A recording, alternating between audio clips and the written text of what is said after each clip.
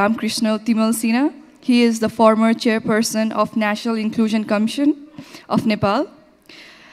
Guiding our discussion as facilitator is Ms. Saloni Pradhan Singh, the former member of National Planning Commission of Nepal.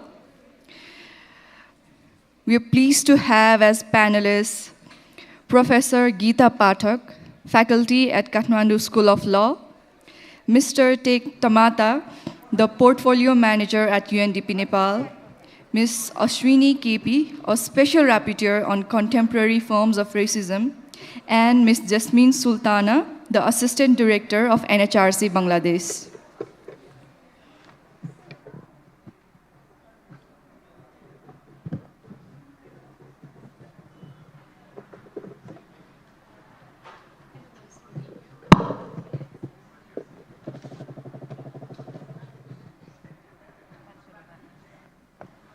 Hello, welcome everybody.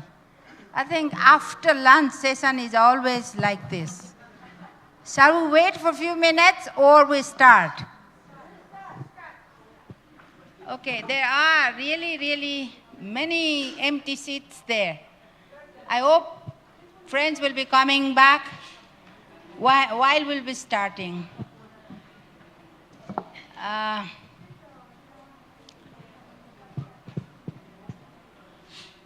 Since the introduction has already been done, do we really need to introduce again to the panel? Welcome all the panelists and the distinguished chair of the session.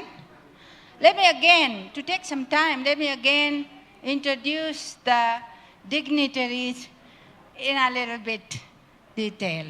So Dr. Ramkrishna Timalsina has already been introduced, has a long experience in Nepalese judiciary.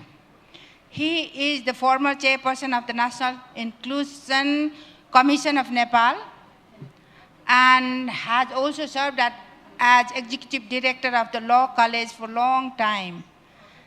He is the expert in international law, policy analysis, legal research, public speaking, and a public policy.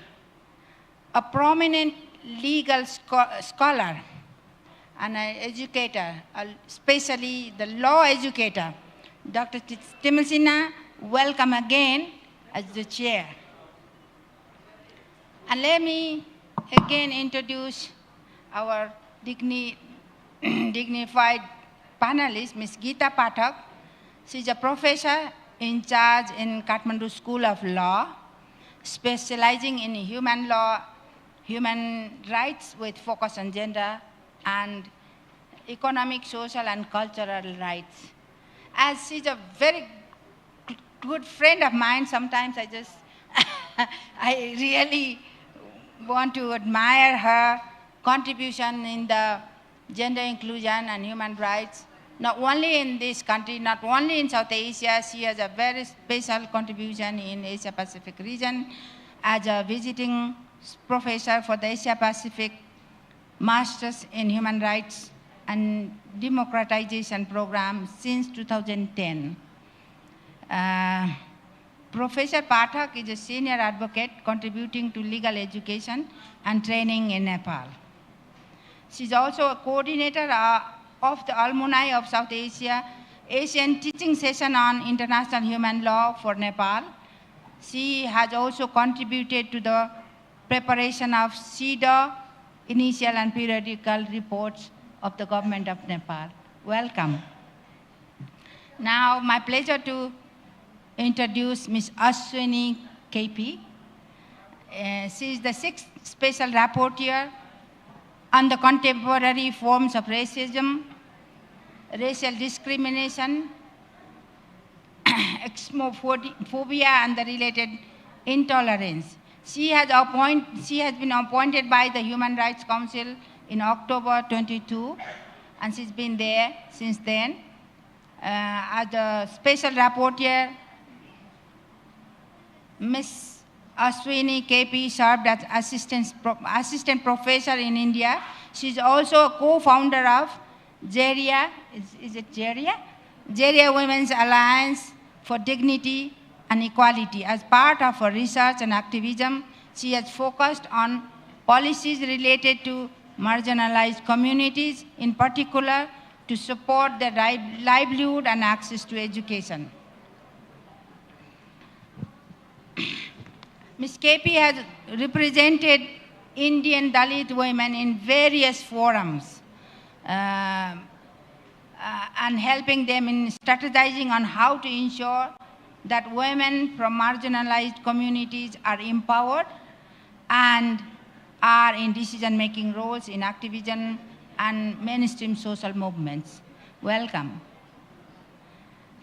And my pleasure to, to welcome and introduce Tek Tamata, who works as portfolio manager at UNDP, Nepal, and looks after governance and rule of law. He's a lawyer by training, has long experience working in human rights as lawyer. He has national and international exposure of presenting papers, especially on the area of rule of law, justice, and human rights. Welcome, Tekji. And finally, I would like to welcome and introduce Ms. Jasmine Sultana, right, from Bangladesh.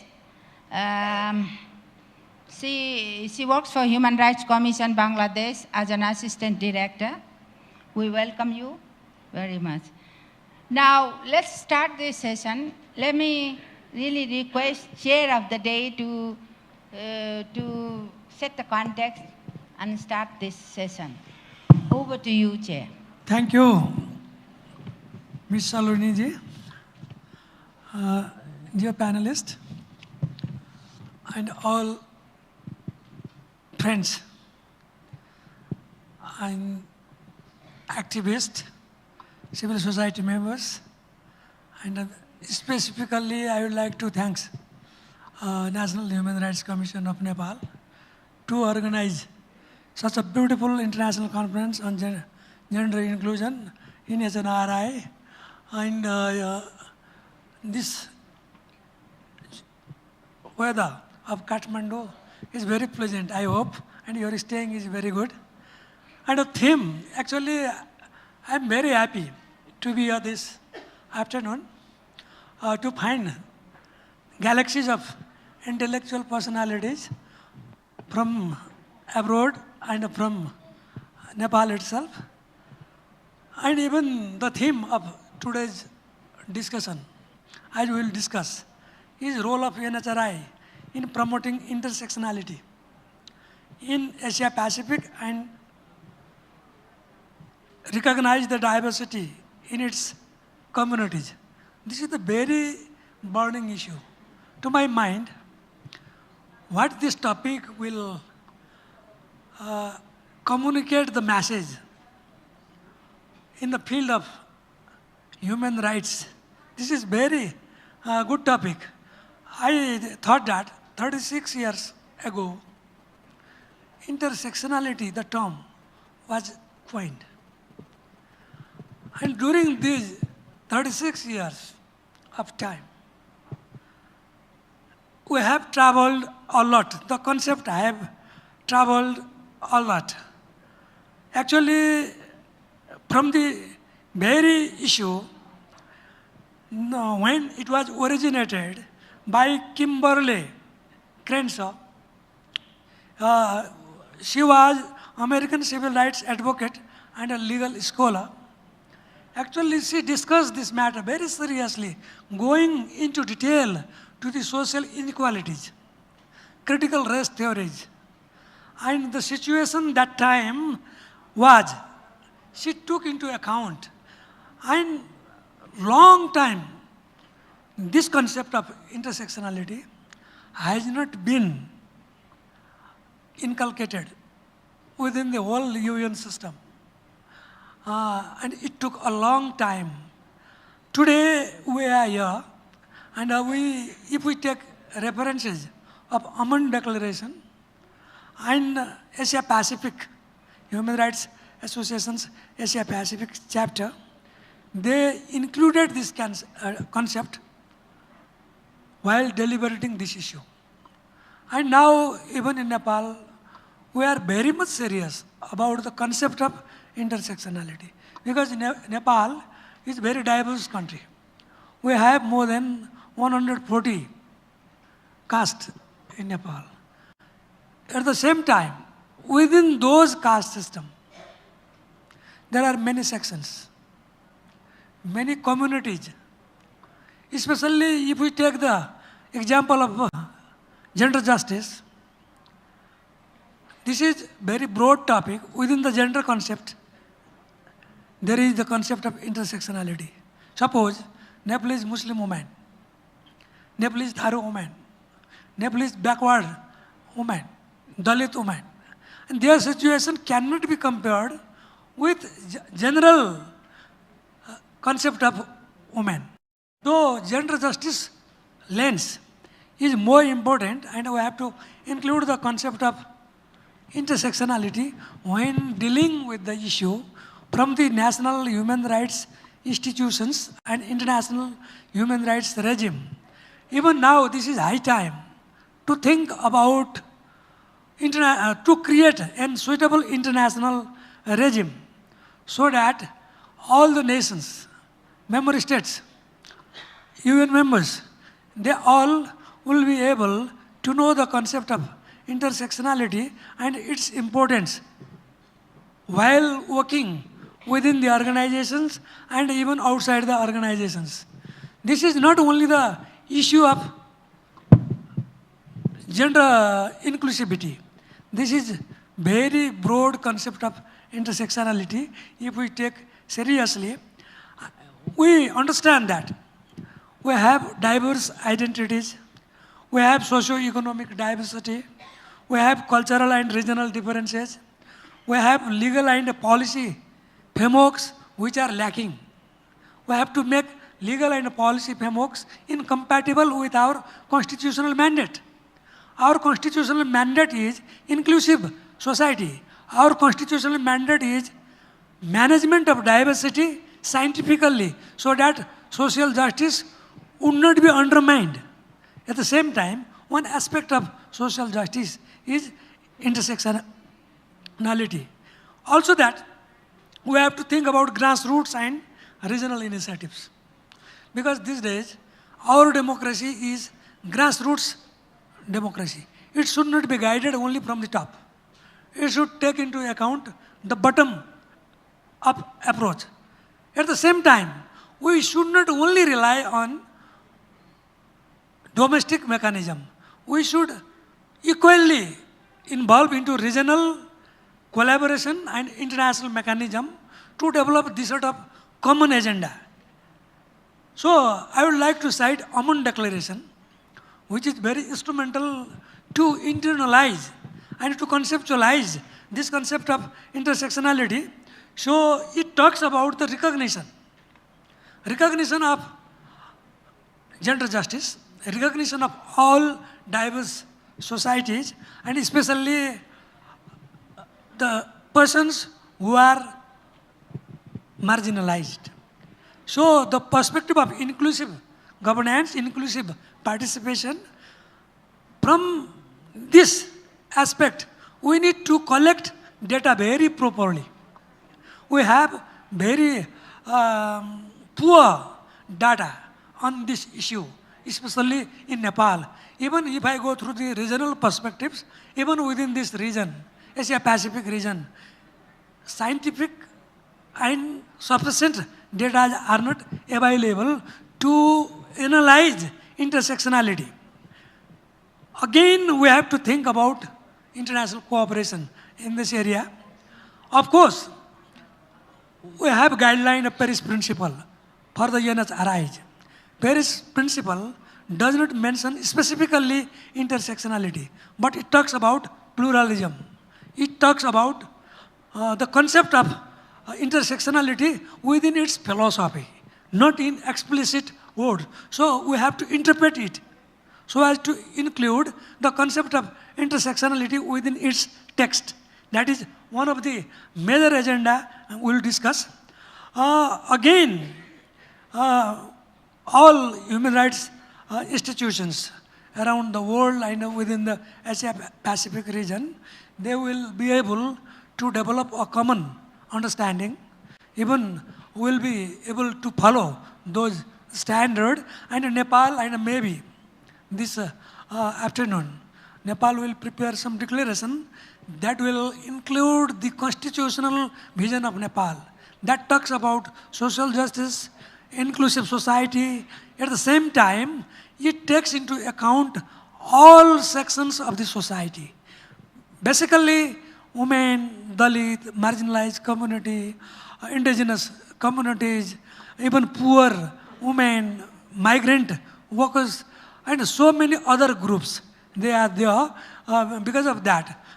They should not be left behind from the international and national mainstream. I think for this reason, this today's discussion will provide sufficient guideline to develop and to guide, to inculcate the ideas so that Nepal would be one of the active participants, and the regional perspectives will be taken into account, and the global perspectives also will be able to utilize the deliberations, whatever we make today. And all the panelists, which are very brilliant one, I am just looking at. So thank you very much for setting this agenda. We have 1.5 hour time, and all the panelists will be able to cater to a specific agenda of this issue. Thank you very much. Thank you, Chair. So he has already elaborated the context and also the concept. So I don't think we need to go back to that thing, but however, we need also to know how commonly we understand, how we are in the common platform of understanding, so that we take on our agenda the same way. Therefore, I would like to just explain the format now. We will go 2 rounds of questions to all the panelists. Each one will have 5 minutes in each round, and then we'll have time for the conclusion.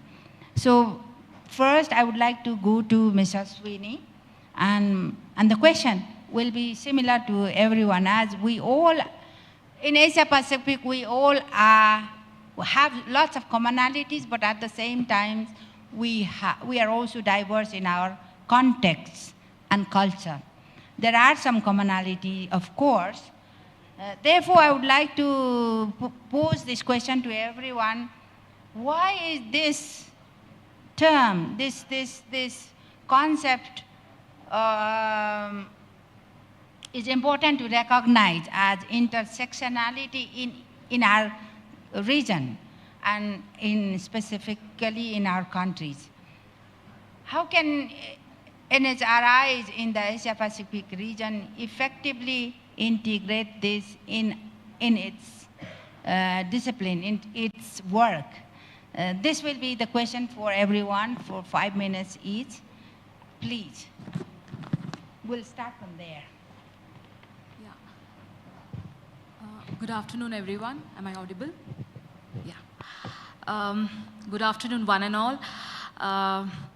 Respected chair, facilitator, esteemed panelists, distinguished guests on the dais, off the dais, I would like to extend my deepest gratitude and thanks to the National Human Rights Commission of Nepal, the Commissioner, Ms. Lily Thapa, and her colleagues for having initiated this phenomenal conference on intersectionality, and it is something that is much needed at this hour, particularly in the context of role of NHRI. So in the context of human rights, national human rights institutions play an extremely crucial role in terms of highlighting human rights situations. And in fact, respected chair has set the foundation right, referring to Crenshaw, Professor Crenshaw, and he has mentioned most of the important aspects of intersectionality, both within the national framework as well as the international framework. But taking this forward, particularly in the context of Asia-Pacific region, I would like to reiterate that how distinct Asia-Pacific region is culturally, socially, economically, politically, and also in the context of the distinction of Global South and Global North narrative. Intersectionality is something, particularly in the context of the term intersectionality, it has evolved by the black feminists, black academicians. Professor Kimberly Crenshaw has extensively worked on the aspect of intersectionality referring to black women, and that's how it gained momentum in academia. But looking at Asia-Pacific region, and I would explicitly focus on South Asian region, and in the context of intersectionality, as the chair mentioned, we have multiple castes, particularly in the context of gender, within the gender framework, class, region, linguistic distinctions, and looking at while we analyze the constitutional framework, and if I have to give an example, the Indian Constitution mentions about caste, ethnicity, indigenous communities. The Nepali Constitution explicitly mentions about these various aspects of marginalization. To a certain extent, the Pakistani Constitution also does mention. So many of the constitutions within the Asia-Pacific region in the recent past has also taken into cognizance of the gender binaries, including the LGBTQI communities. But however, in the context of looking at the heterogeneity of the communities, marginalized communities, in the context of gender, particularly in Asia-Pacific region, are not homogeneous in nature. It's completely heterogeneous in nature, and that needs to be taken into cognizance when it comes to the role of NHRI. It is extremely challenging when we look at the role of NHRIs, and when we say intersectionality, just to give you an example, caste as an element of social stratification plays an extremely determinant role in South Asian region. And while we look at the legal frameworks or welfare policies, legislations pertaining to overall empowerment of marginalized communities belonging to oppressed castes, there are many, many progressive legislations. However, we see a large gap in terms of effective implementation of these legislations. And human rights institutions have, in the last 2 to 3 decades, have consistently engaged on this. But however, one of the major challenges has been there is a serious resistance in order to acknowledge that intersectional aspect, particularly in the context of marginalized and oppressed communities. In the context of caste, if I have to be specific, there is a level of apathy within the institutions and outside the institutions, and most particularly lack of political will when it comes to address these particular issues. I do understand that when it comes to NHRIs, human rights institutions, one of the major challenges has been lack of resources. It can be human resource, it can be financial resource, which is often, all the institutions are plagued by this, and this needs to be addressed extremely effectively. But however, in terms of capacity building, in terms of understanding intersectionality in its comprehensive framework needs to be enhanced. That's what I would say. As a mandate holder with the United Nations, one of the challenges that I've seen, one of my friends from the OHCHR had raised this during his presentation, the engagement of NHRIs with the treaty bodies, with special procedures, particularly special rapporteurs, has been quite minimal, and this is one of the major challenges. And the challenges that we face when we engage with member states, particularly when it is country visits, requests for country visits, there is a certain resistance from member states. And I would say that the human rights institutions can play a decisive role in terms of creating that space when it comes to engaging with experts from the United Nations. And in the context of intersectionality, a lot of experts, if I have to speak about the treaty bodies, the CERD committee, the CEDAW, and special rapporteurs, various special rapporteurs, thematic special rapporteurs have consistently spoken and referred general recommendations in their country reports, in their thematic reports about intersectionality. My own report, which I presented last year on online hate speech, I've highlighted about member states to look into, to focus on intersectionality, how online hate speech disproportionately affects marginalized women. And you see the third committee recommendation 29, which speaks about dissent-based discrimination. The CEDAW committee recommendation in 2022 speaks about recommendations related to indigenous women and girls. And these are recommendations which explicitly focuses on the intersectional aspect of marginalization. And therefore, one of the challenges, as I said, as a mandate holder, as someone who is independent, expert, it is extremely difficult sometimes for us to engage with member states, and most of our recommendations remain on papers. It doesn't translate into action often, because also there are limitations and challenges when it comes to a lot of the recommendations from the UN experts. These are not legally bound or legally binding, and therefore NHRI institutions can play a pivotal role in engaging with government to create that space to incorporate recommendations. One of the points that I would like to highlight is lack of awareness, which I have had experience engaging with national human rights institutions, including the other, Dalit Commission, indigenous commissions. There is lack of representation, particularly when it comes to decision making and policy making, particularly from the marginalized communities, and that needs to be addressed extremely efficiently. And therefore the challenges, I'll just take 2 minutes.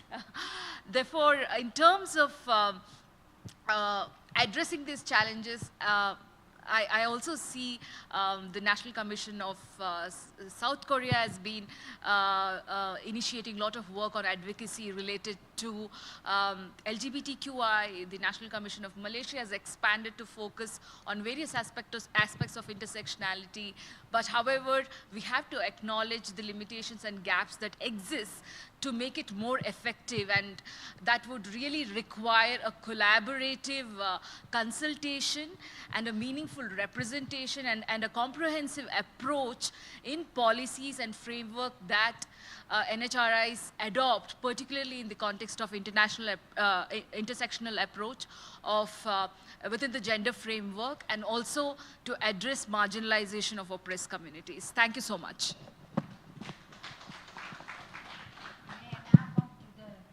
Come to Madam Sultana. Sorry, no, you can speak from there. Oh.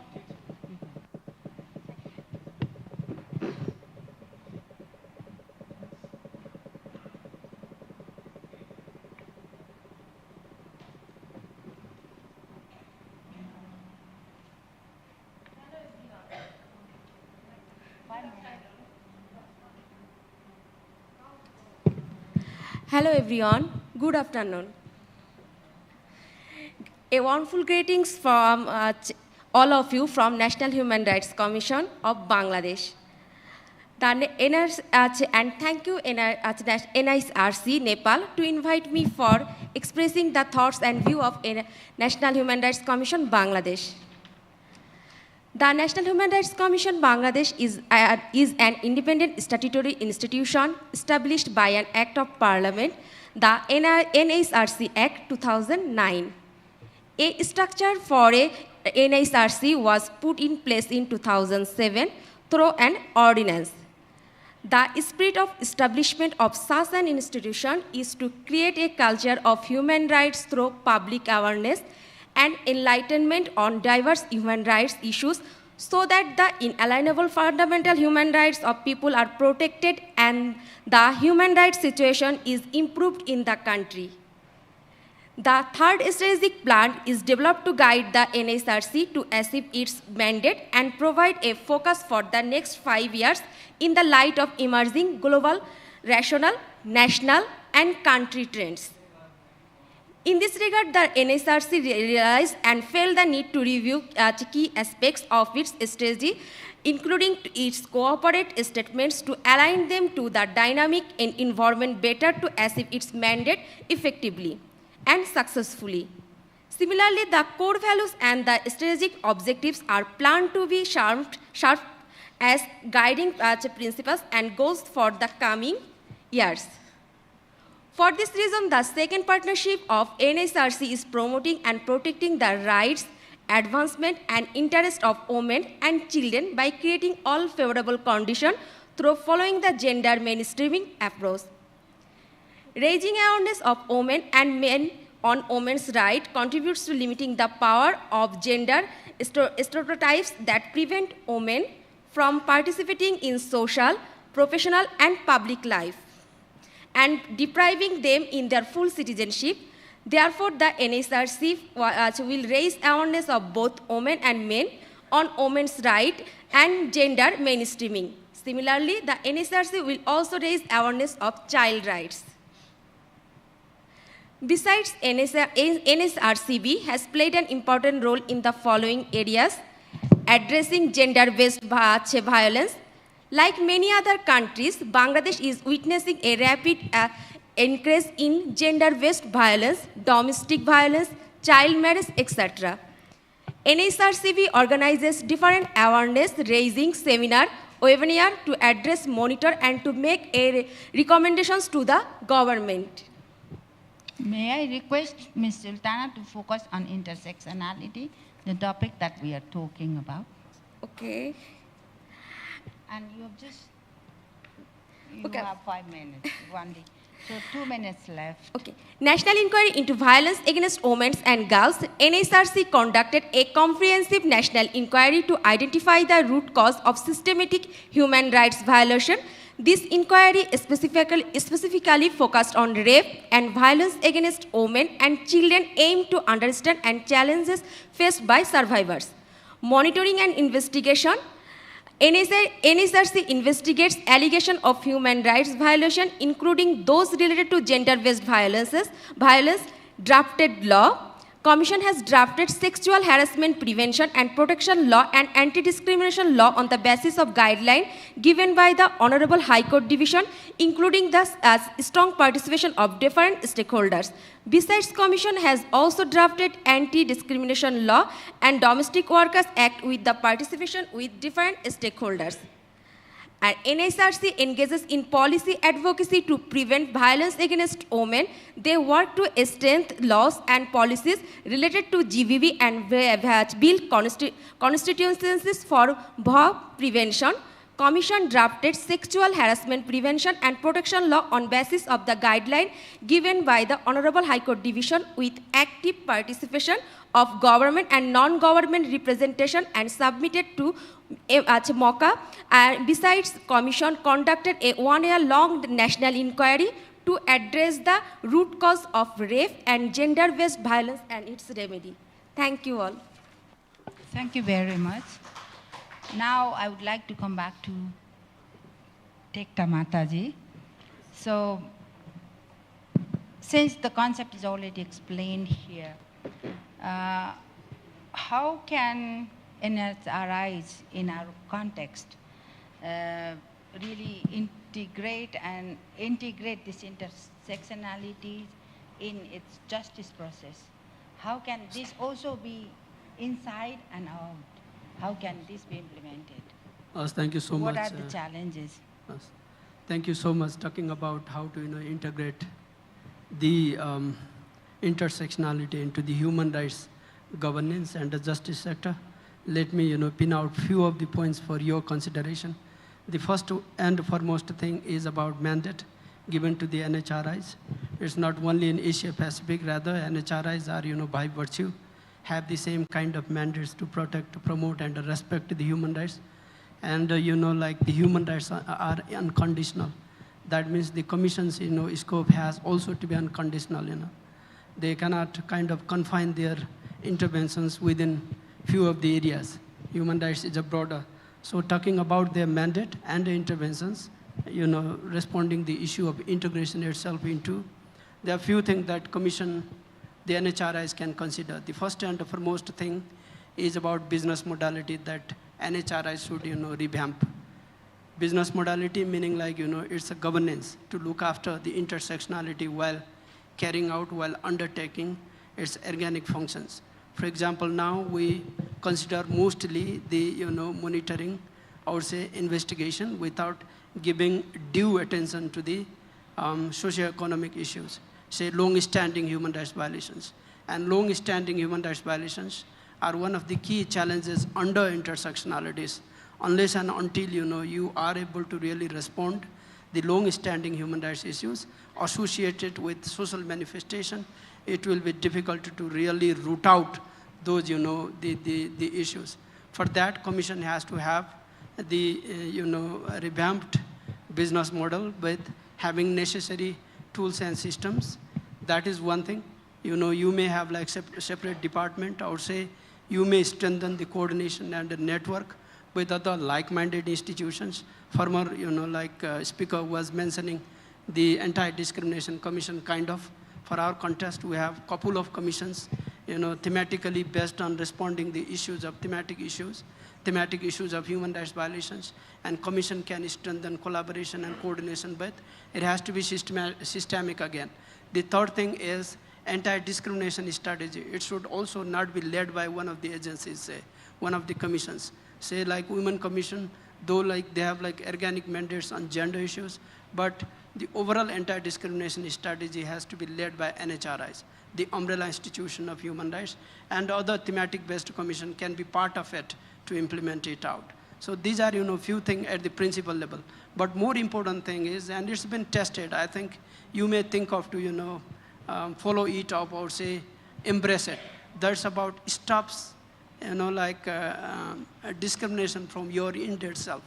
We have to practice, we have to translate the human rights principles into the reality for which we start from our end to, convert the transformation. Convert for transformation. So, no discrimination from our end. Commission, the NHRI should start from their end. And it will not cost much. You don't need resources. This is just about commitment and practicing the human rights norms, values into the reality. And it's been tested by Australian Commission. They have like separate anti-discrimination strategy, and at the same time, they have an approach established to start the non-discrimination from your end. And third thing that could still be important is about massive awareness. Though like you may define, how to really kind of tailor it, how to customize the awareness, because, NHRI by virtue do not have that much resource to reach out to the, furthest, remotest ones, those who are left behind. So you might need again to change your, modus operandi, to embrace the other institutions. Even you may complement to the government to some extent. It might be surprised to hear it, but that's the reality that you have to think of. And more importantly, there are few things that you need to think of. For example, assessment, this survey, perception survey. That will help you to justify your legitimacy, because legitimacy remains on the satisfaction of those who are again furthest beyond. Because human rights are always important for those who are not, who are always at the risk from the society, from the, non-state actors and other communities as well as the government. And you may review the, international human rights principles and the parameters already set forth by even Sustainable Development Goals, the grounded on human rights. And there is one term coined, I'm sure you have been hearing it a lot, that's about LNOB, for which you should have, again, a separate kind of, focus, pay more attention to, so that you may receive the legitimacy, you may prove your legitimacy towards people who are at risk. And another thing that I may need to highlight here is, again, how to integrate into and to make it happen. That's about develop a network and focus more on community of practice. Like Timor-Leste might have good practices. They have a separate commission on child rights. Likewise, Pakistan, you have diverse commissions, have been playing very good role. India, same ways. So, you may have a systemic approach to interact and foster the learning from each other. You document the learnings and at the same time, share the good practices. And finally, I was referring it, that is about data. Like now you have a separate guideline produced by OECHR and data with human rights-based approach. Like data, normally government looks after it. They collect it and they use it for policy reform. I'm not sure whether it's the real case. In Nepal, that's not happening, to be very honest. Data are used for, kind of romanticizing of your academic attempt, that's it. It's not been used for policy reform, neither for policy reform, nor for implementation. That's the irony. But like data has to be the part of your law reform and the policy reform. So my point here is you should have a robust mechanism to have continued data collection with taking into account the LNOB, the furthest beyond. They have to be part of collecting the data, analyzing, and at the same time use for their sake. And second thing is the assessment of their situation. It was the part of before the Human Rights Commission, during the inception period of Human Rights Commission in Nepal. Likewise, India, I've heard and read several articles where the Commission was playing a significant role to have periodic assessment on the situation of marginalized communities. But now that's been the case. Might be the reason is you have other several commissions, they are the custodian. That's not the excuse.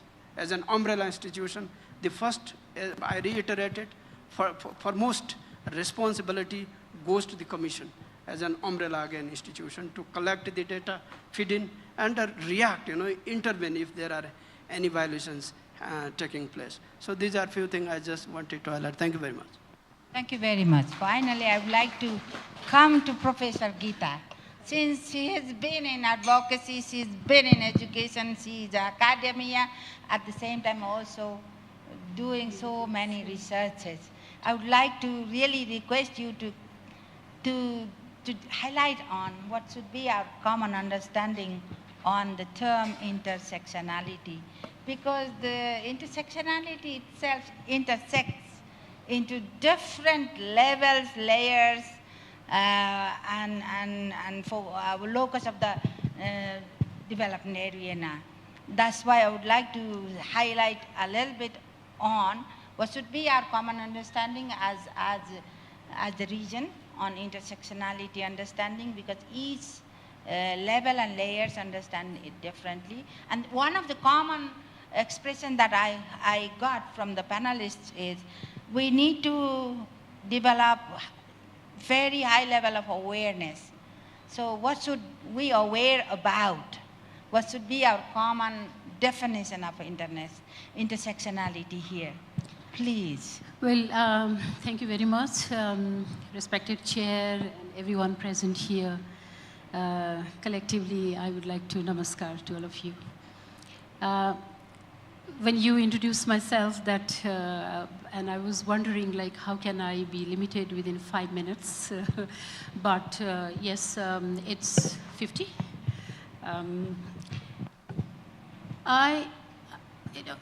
It is very difficult for me also to understand whether I should go somebody defined like Kimberly and all, or we should have our own definition. Perhaps we need to come out from a kind of colonial practice that gave us human right tool as a gift, but that actually single out. And very much one word, I always remember my professor, Professor Yaskai, saying that, we talk about assimilation. Come on, everybody in.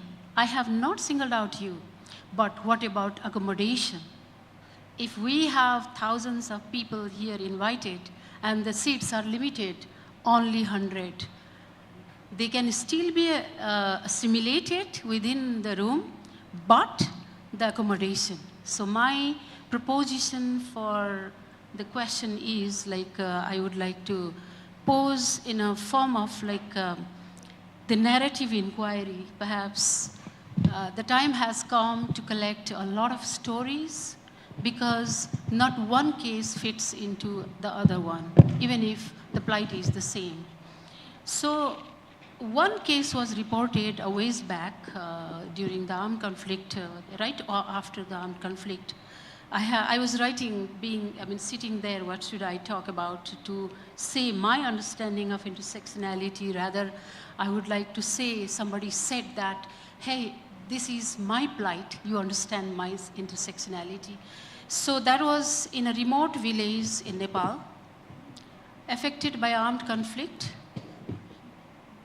And a physically challenged girl was having meal with 3 other friends, including herself, in the afternoon, and when a masked gang of 4 men about to enter, upon spotting the gang from a distance, 3 of the girls fled.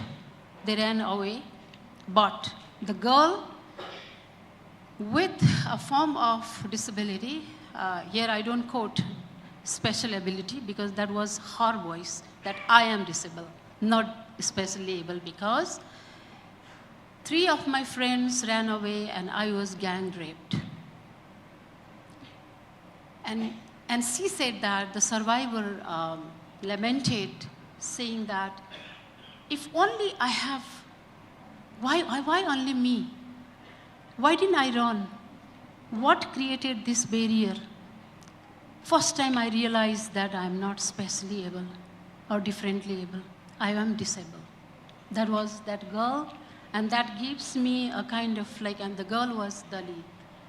So look at the plight, and we are studying. So for me, understanding intersectionality is a kind of that we use in our different sessions, the problem tree. The tree of distinctive feature, and feature of soil, in Nepali we call mato, seed, roots, stem. More the plights are there, and then barriers will make the stem very heavy, and then branches and the fruits. But we have to read this book with different pages, different distinct forms of different analogy and all. The kind of when I was listening, why Paris Principle did not mention the intersectionality, we never mentioned that because we never introspected that if I were that disabled girl, if I were the Dalit, indigenous community, tribal community, because we live in a world so-called normality. Because we always say that, I pose a question that when we say that our remittance has gone up, our illiteracy rate has gone up, but the answer is not really. Still, Tarai, Dalit, Madhesi women, ask them what is the literacy rate, and sometimes we can see the statistics that disaggregated statistics is not there. It is invisible. So the intersectionality actually requires to read the plight which is maybe inherent some nature, like disability example, and some are created. So a kind of combined effect of roots and result, and that is the consequence. So therefore, I keep on saying that, within the broader mandate and so on and so forth, I really respect if we are able to understand 3 plights within the intersectionality terminology, I am looking for my identity. We heard that identity, that's a key, which is not with me. That is one form of intersectionality starting from. I have been given key, but in a form of assimilation, because I cannot be accommodated in that place, therefore a dichotomy created. In a case of women, that sphere was created, that public and private dichotomy. A lot of things, yes. Thousands of, I teach my students Article 1 CEDAW, 4 days. Why are you teaching 4 lines in 4 days? Because we have to introspect. So kind of, the thing is like, what common understanding, We all live in our own space. If I'm Dalit, I see my problem, but at the same time, there is one commonality within intersectionality, that is the exclusion. For instance, we never pose the question that at the National Human Rights Commissions Act, when we read, that gives after the retirement, you can sit in the members and the chair are many. I'm not opposing that. Yes, you have the experience and you have right to be there. But what about, this is the country where the National Women's Commission's age limit is 65. After 65, you can't be the member. This is exclusion. See, it has not said that don't come, but it has simply said the barrier, and it has systematically restriction.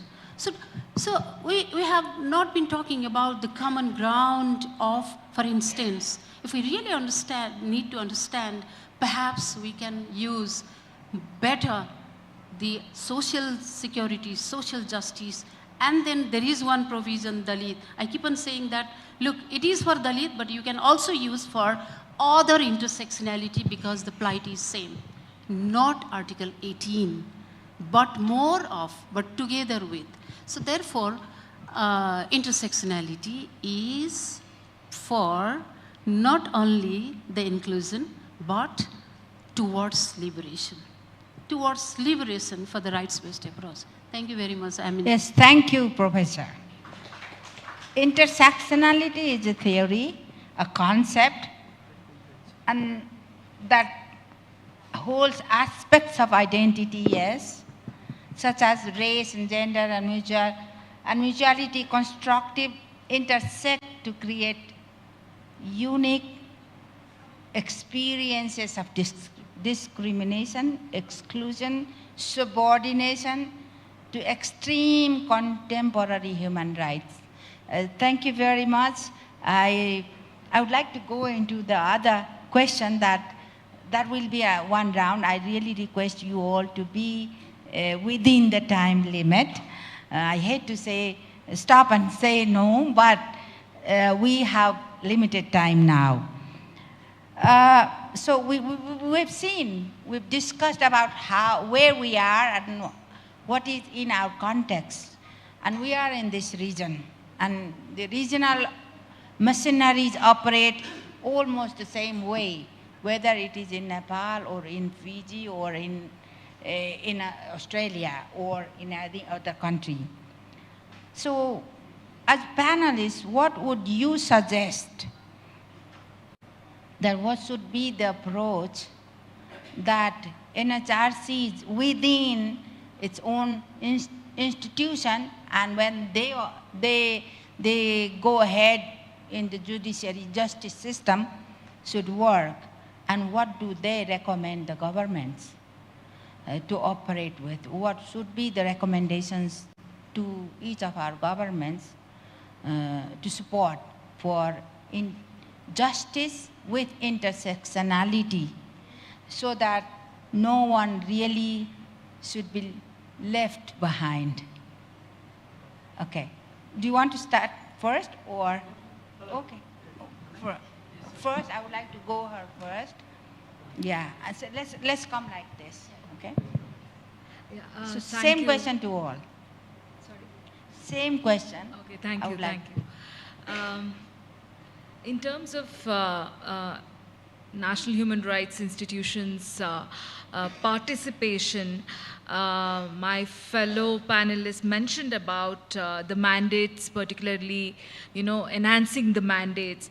But it's extremely important to take note of the advocacy role and advisory role that NHRIs can play. And I would like to again reiterate that within the Asia-Pacific region, NHRIs have consistently highlighted and focused on the aspect of intersectionality. If I have to mention about my own country, in India, very recently there was this engagement about education of indigenous students by the NHRC. And these are attempts by NHRC, but however, as I mentioned previously, that there are serious challenges, but NHRI's engagement in terms of advocacy with governments can play a very important role, particularly in monitoring and reporting.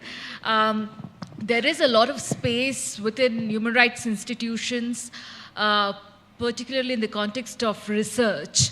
And when it comes to disaggregated data, this is something that the United Nations, within the United Nations, many of the mechanisms, treaty bodies, special procedures, special experts have constantly mentioned about lack of disaggregated data. And there is a conscious and unconscious bias by the member states when it comes to collating disaggregated data.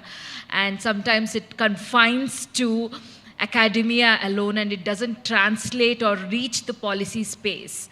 And for even human rights institutions to substantiate that there is a need of policy, we need to have substantive comprehensive data. And there's a lot of space within national human rights institutions to initiate research, particularly updated data, which is extremely necessary and imperative to engage and particularly in terms of advocacy with the government. And also collaboration with other institutions can be one of the aspects. Collaboration with stakeholders and outside, within and outside the state can create a lot of space in terms of initiating conversations and building a broader framework regarding intersectionalities, and most importantly, legislative reforms. National human rights institutions have played an immense, a broader role in terms of influencing their respective governments to bring about legislative changes. There have been instances where national human rights institutions have taken a distinctive stance in comparison to their respective governments when they have to take up sensitive issues. And this has played a major role in international advocacy as well as domestic advocacy. And today, in the context of transnational movement where, you know, with expansion of technology, social media, movements, human rights issues are not confined to a state or a region. So there is a lot of space for collaboration and international advocacy, and human rights issues are not confined to a smallest region or a state. And a lot of sensitive issues, particularly in Asia-Pacific region, in Global South region, it is necessary for international attention and international advocacy, which NHRIs can initiate. And the other most important aspect is also about the inclusive and participatory approach. And I think that is particularly in the context of involving marginalized communities, civil society groups, grassroots in policy making and decision making. The NHRIs have played a key role and pivotal role in building that foundation for many, many progressive legislations. And these progressive legislations need meaningful consultations.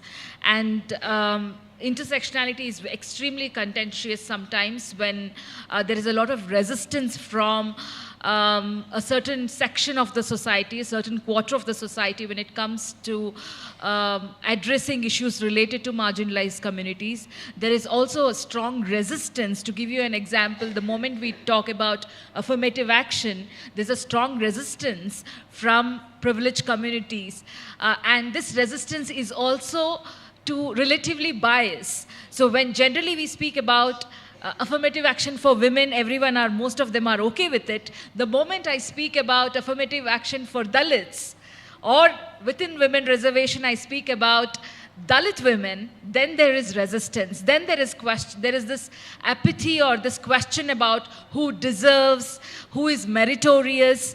I think this is the idea where we have to engage in terms of bringing about awareness. And at this point of time, there is a need, a strong need to let people know, to acknowledge the problem.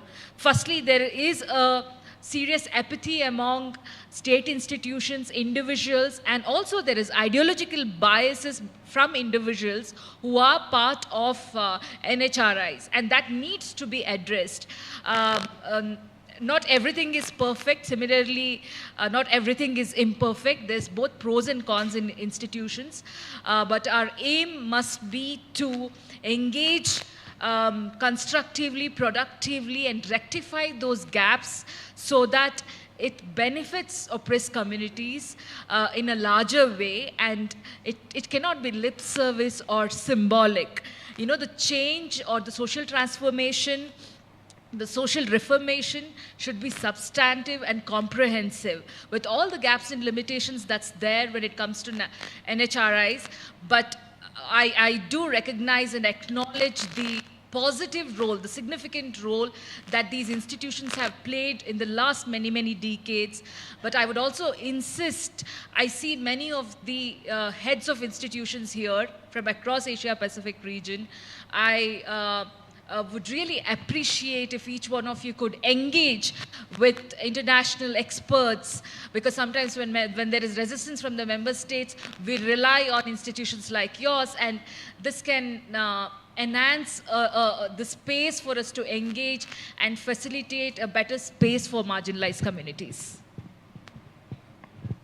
Okay.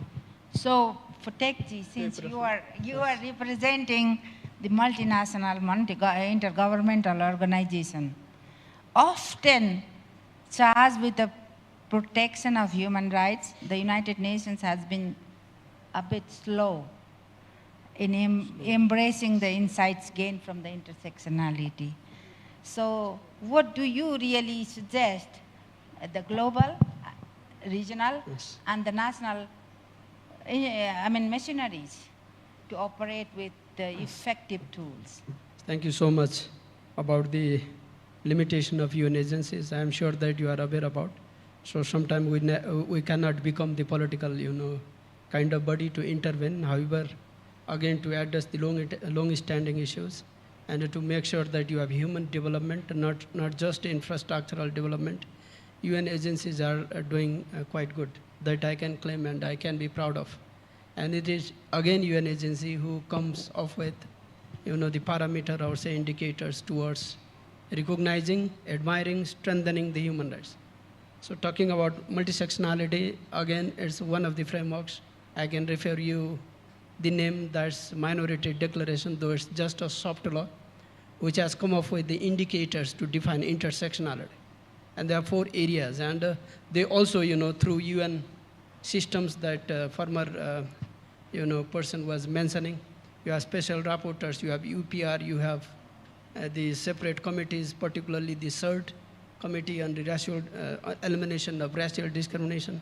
They are the one who provide oversight towards, again, the indicators given by. The first and important indicators towards intersectionality is all about identity, the respect of your identity.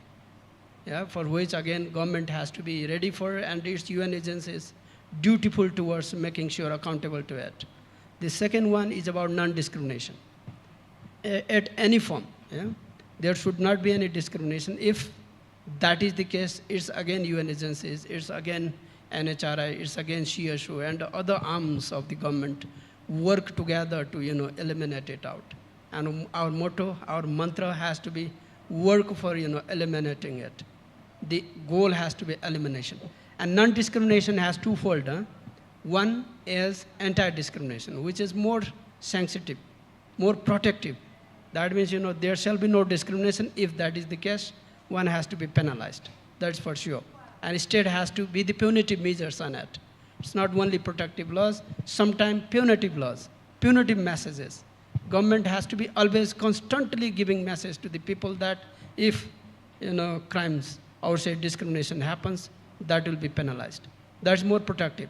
The second one is about positive, though we do not say positive at this moment of time, but that's more about affirmative actions.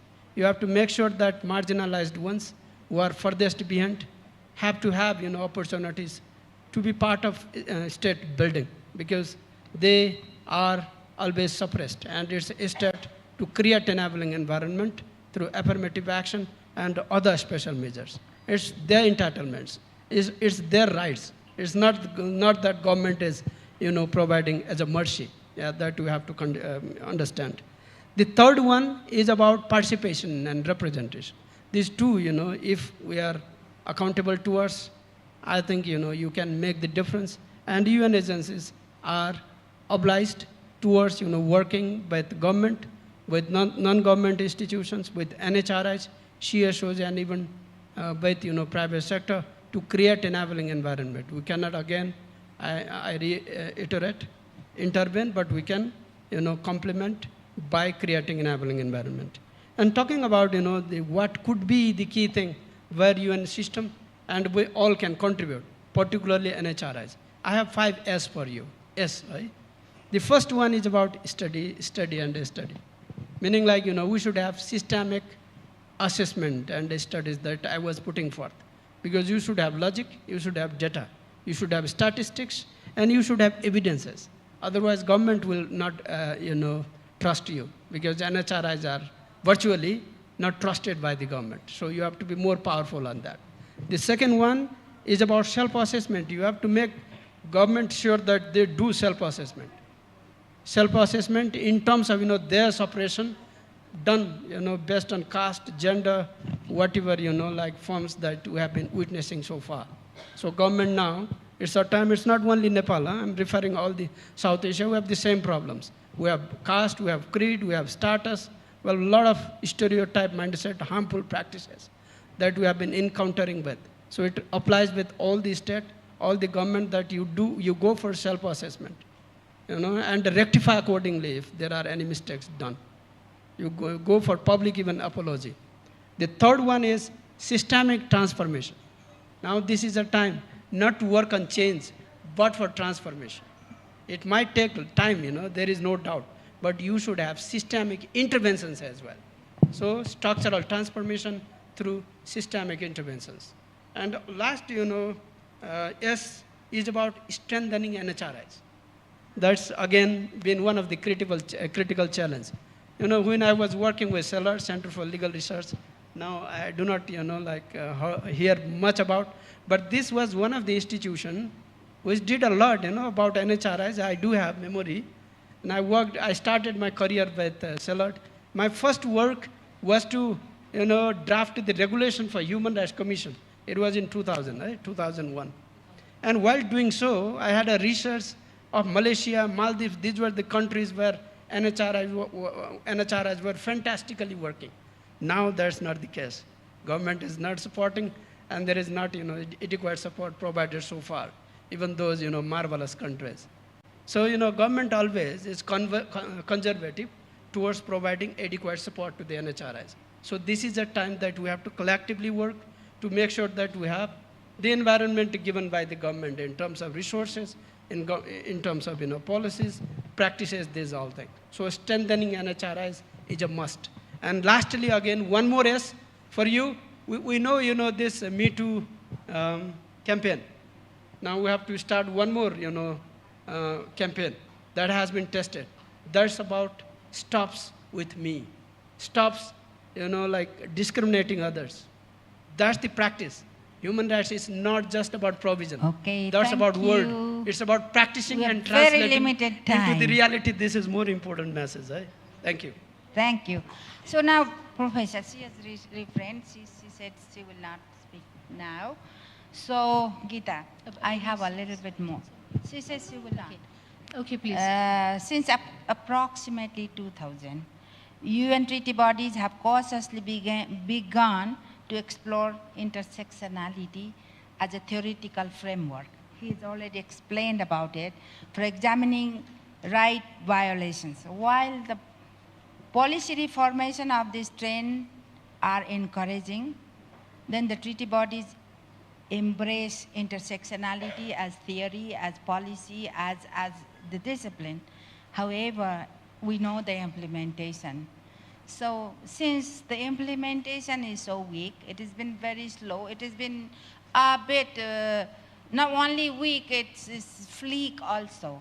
So what should be our way forward? I would really look forward to hearing the way forward from this forum, and we have very limited time. Okay, yeah. Just 5 minutes, please. 5 then minutes. I'll have I to will give it just- to the chair. I'll keep it to conclude. 317, 318.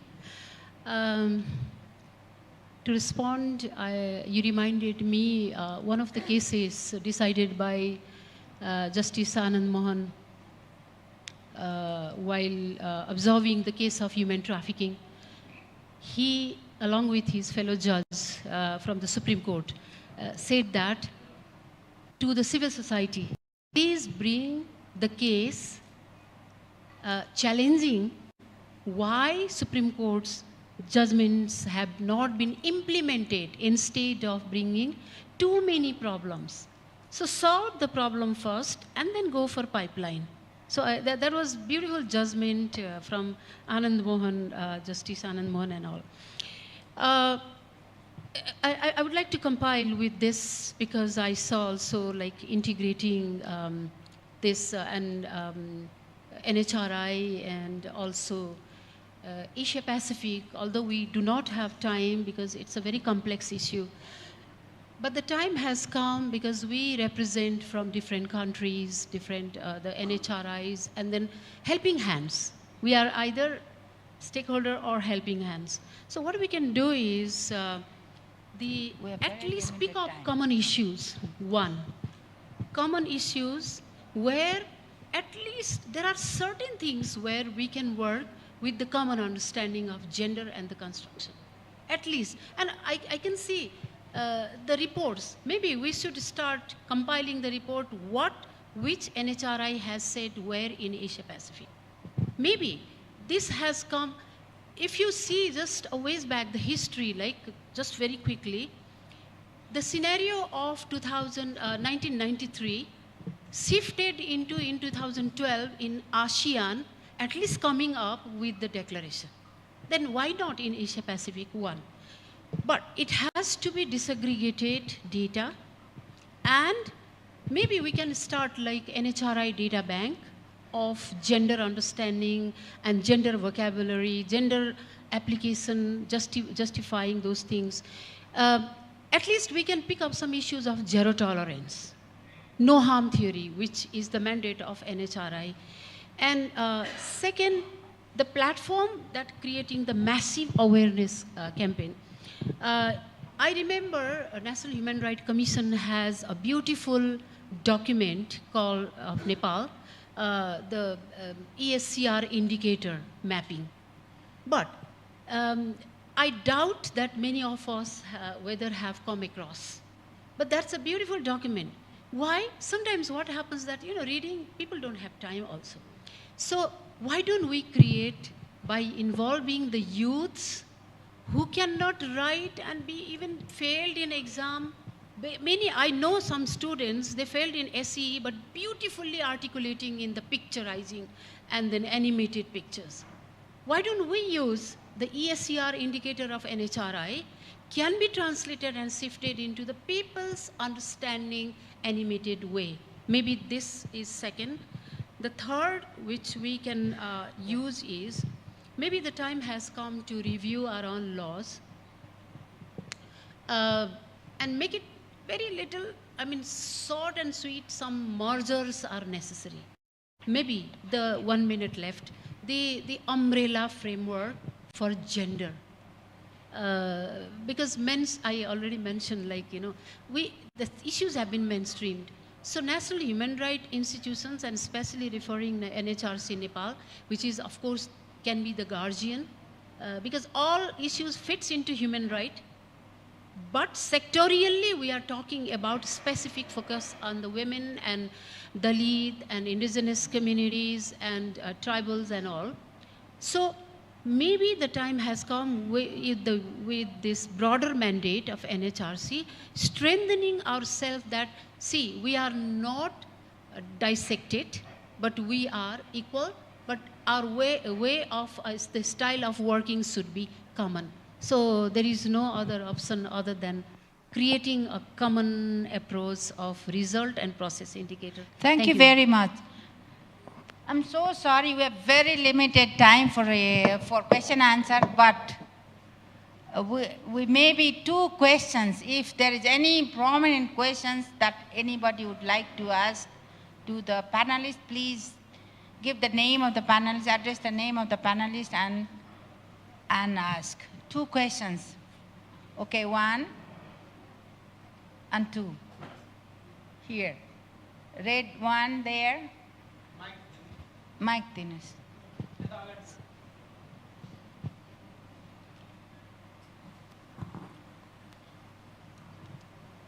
Lakshmiji.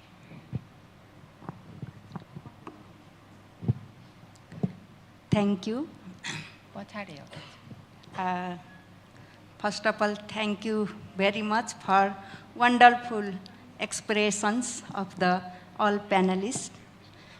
I'm briefly put my question. One issue is bringing nowadays, that is on reservation. The issue is one marginalized person should get only one-time reservation opportunity. So, what is your opinion? My question is for all panelists. Thank you. Okay. Can we take the other question and then stop? Okay. Go ahead. यहाँहरूलाई फेरि पनि नमस्कार। मेरो नाम चाहिँ मीना देवी शोभ, दलित आयोगको सदस्य, घर सुदूरपश्चिम धनगढी बाजुरा हो।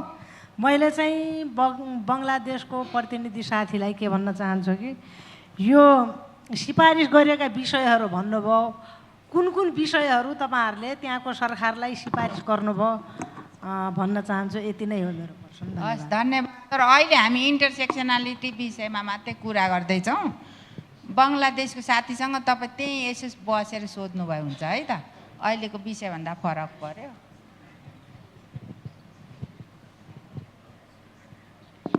Okay. So she will talk to you later, okay? Okay, you respond. I would like to respond for the question related to reservation. When you said that a marginalized person should get reservation only once, can we assure that the person will not be discriminated again? So that is really important. See, we have to understand in the context of South Asian region, or where, and also let me reiterate that something like caste is not, or indigenous aspect, or race, ethnically marginalized communities is not confined to one region alone. It's everywhere. And my question is that, you know, even if a person from a marginalized community, and I specifically would mention about the Dalit community because it's one of the most oppressed, or also called or known as the untouchable community, despite of evolving in terms of class or economic empowerment, they tend to face discrimination. Rather than we speaking that reservation should only be provided once, I think we should focus on annihilating caste discrimination, eliminating caste discrimination, because in our discourse of talking about reservation, we often focus on that minuscule number of people who have accessed certain growth, economic or social growth. We don't focus on a larger aspect of discrimination, how it has affected the community, the historicity of discrimination, the stereotype and prejudice that continues to exist even to this day. We need to consider all of that. And be it Nepal or India, even to this day, let's be frank, untouchability exists, discrimination exists. Dalit women are raped, paraded naked in rural areas, semi-rural areas, and this has not stopped. So the first and the foremost concern should be that we should eliminate this sort of discrimination, and only then we can talk about eliminating special measures. Yeah, thank you. Can I, very quickly, reservation, I totally disagree that reservation is given one time or so. It is not a token it is not subjective, but objective. And the objective requires, if we looked at the composition of Article 4.1 of CEDAW, which says that temporary special measure, and it has been further highlighted and made it clear. We don't have time, please read.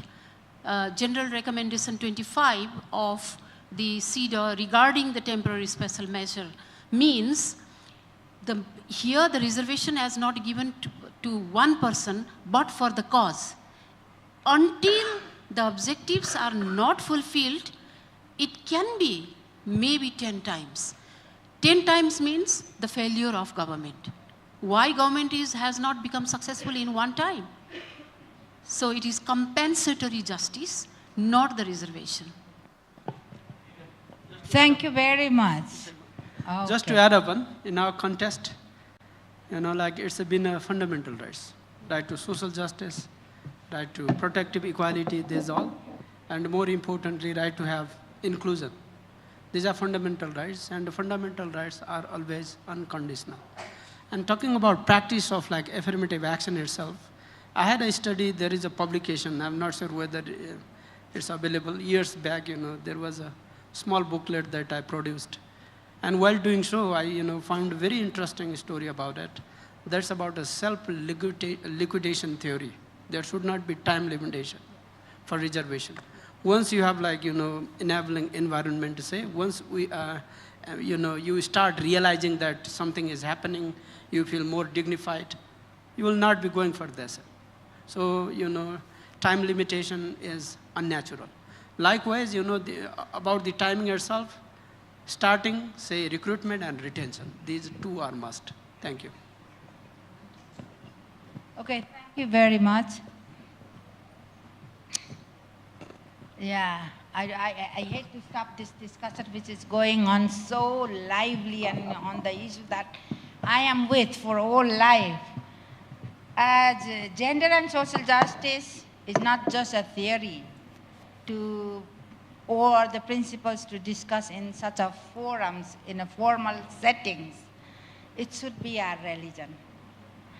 And it should be a religion embedded in our everyday life, every action that we do, everything that we think of and we behave. Therefore, it should be the integral part of our society, our lives, our thinking. With this note, I would really like to thank all the wonderful panelists. We really wanted to listen to you for longer, but because of the time limitation, we have to stop here. And I would also like to thank all the participants here who've been so seriously, obediently listening to everyone, not really making other questions. Thank you very much. I take a leave, and finally I would like to give this mic to the chair for his concluding remarks. Thank you. Everybody who participated in this discussion, all the panelists, including our moderator, question Reza, and particularly all the audiences who very patently listened the panelist opinion. Thank you all. But I would like to repeat something more remarkable things and what would be the way forward. From the Miss Ashwini KPG's version, I noted it down that we have to be very serious about Global South, taking into account the development in the Global North. We can design something our own new, very much compatible to our situation. Also that South Asian regime, we have to think constitutional values and translate into the reality. Now they have not been translated into reality. Only they have become only the constitutional provisions, not realized yet. marginalization is the major problem. There are many sections, including LGBTQR, Dalit, indigenous people, even some of the people from geographically disadvantaged situations.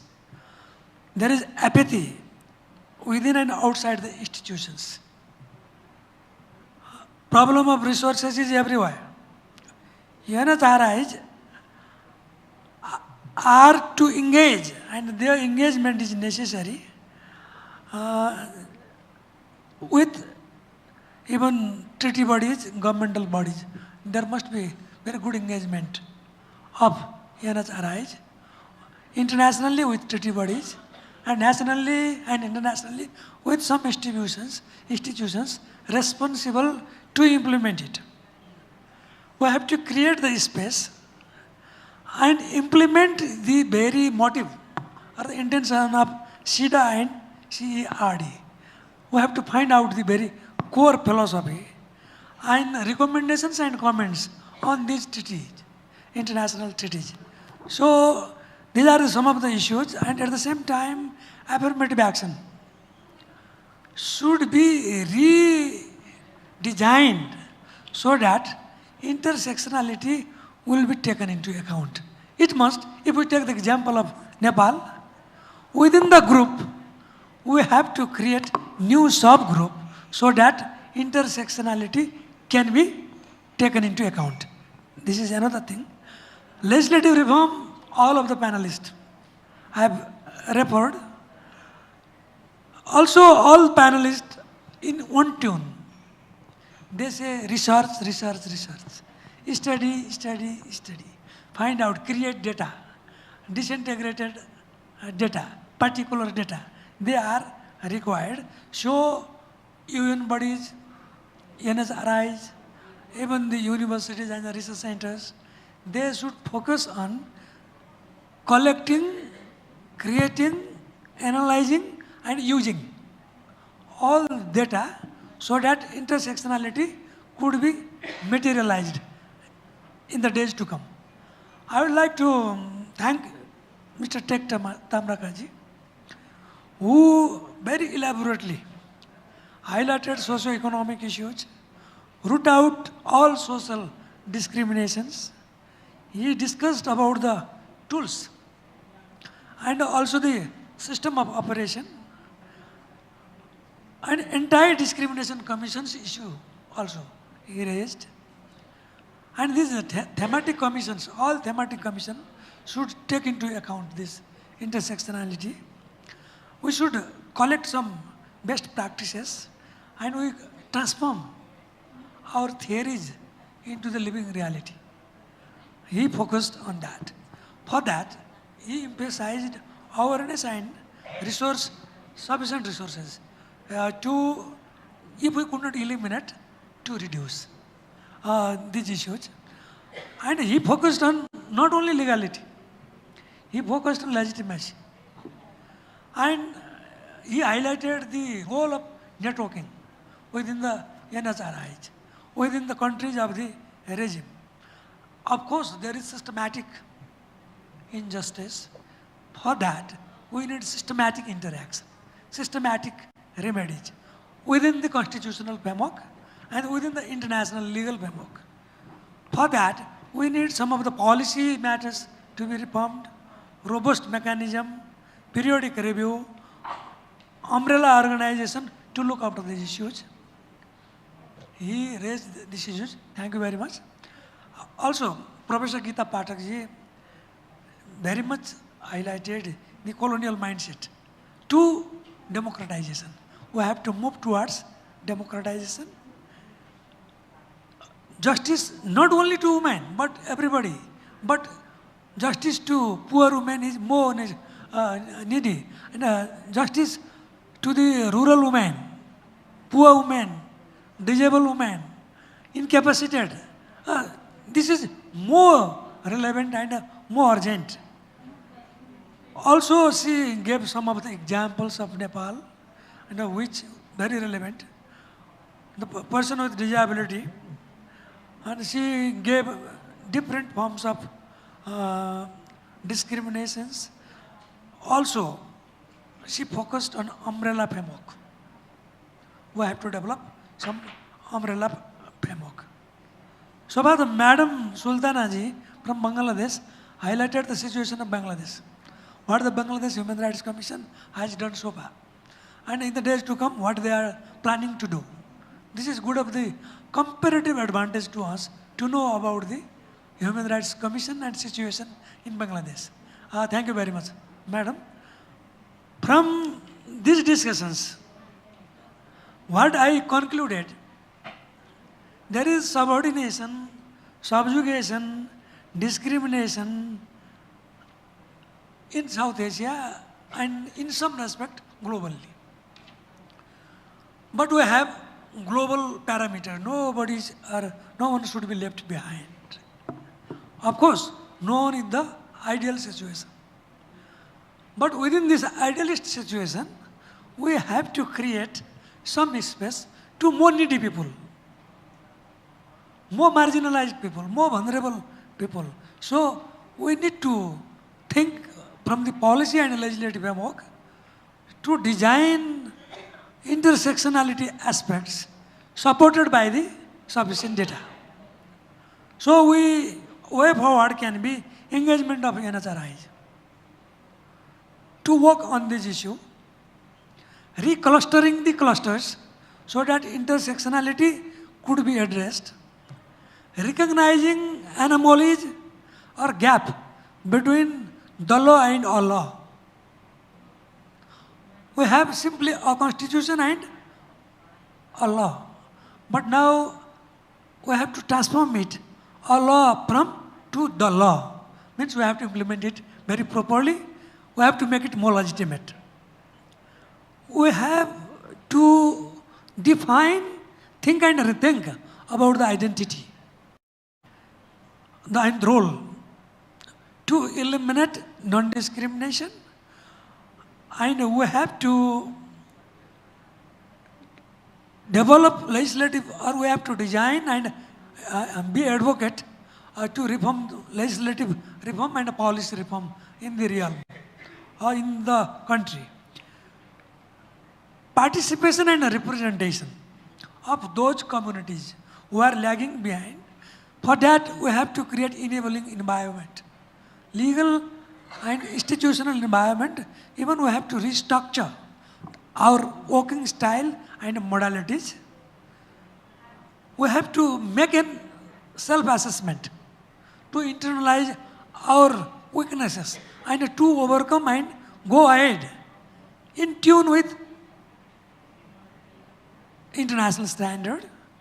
Even in this case, international standard is not set forth as we expect. So international standard should be fixed in the days to come, and that standard should not only make very general issue, but from the nebulous perspectives and Asia Pacific perspectives, there are some differences and there is unique features of Asia Pacific countries. That unique features must be addressed through various mechanisms I will discuss today. We have to standardize NHRIs so that they could cater the social justice, and we have even could utilize sometimes role of judiciary, as suggested by Geeta ji and panelists. We have to develop common agenda, common understanding among the countries, among the stakeholders, and among the groups. All we have to make and develop on common understanding. All is possible through education, awareness, sufficient budget to conduct the research, and to design a scientific master plan. Nationally, regionally, and internationally, in the line with Amman Declaration, in the line with Asia Pacific platforms, in the line with all the treaties, and all treaty bodies should be engaged. We will be able, NHRIs will be able to engage them to provide this guideline in the days to come, so that international legislative regime could be developed. Even the present day's international law regime may not be sufficient to incorporate all these issues of intersectionalities. These are some of my observations, and we could go way forward, so that always while making policies, implementing policies, and even talking to the government and non-governmental officials responsible for implementations, we have to keep in mind the concept of intersectionality as developed 36 years back. Now it has new incarnation in the name of reincarnation through the international legal regime. Thank you very much. Thank you, all the speakers. It was indeed a very lively discussion on the role of NHRIs in promoting intersectionality in the Asia-Pacific region. Now, to express our gratitude, we'd like to present token of appreciation to the panelists and the facilitator. I'd like to request the session chair, Dr. Ramkrishna Timalsina, to present the gesture of gratitude.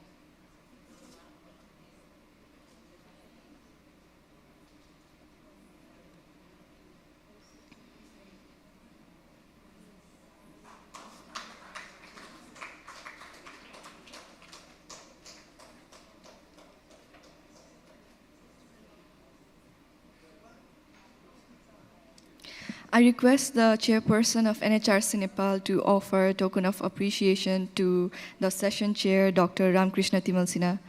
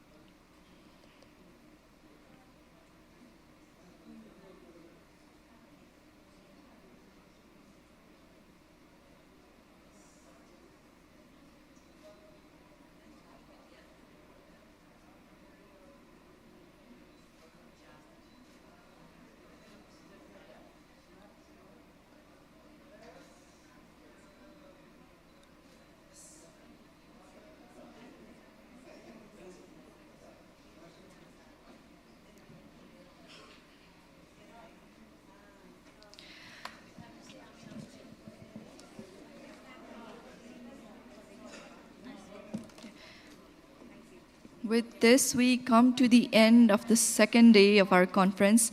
Thank you, everyone, for being here with us today. See you tomorrow. I request the delegates from NHRIs to please stay back as we need to plan the city tour. The delegates from NHRIs, please stay back.